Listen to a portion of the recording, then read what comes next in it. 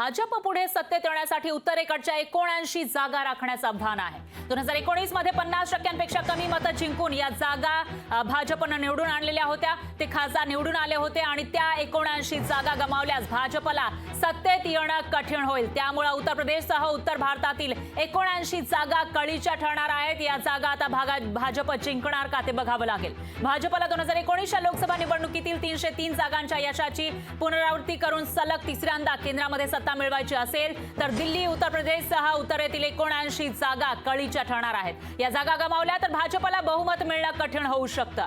2019 मध्ये 50% कमी मतं मिळाल्या 224 जागा भाजपनं जिंकलेल्या होत्या। 50% जास्त जागा मतं या 224 जागांवर मिळालेली होती, पण 79 जागांवर 50% कमी मतं भाजपला मिळालेली होती आणि त्या जागा भाजपनं जिंकल्या होत्या। त्याच जागा आता राखण्याचं आव्हान भाजप पुढे असणार आहे, कारण इथं जर अजून मतं कमी झाली तर मात्र या 79 जागा जर भाजपच्या हातून गेल्या तर बहुमत मिळणं कठीण होईल, अशी माहिती समोर येते।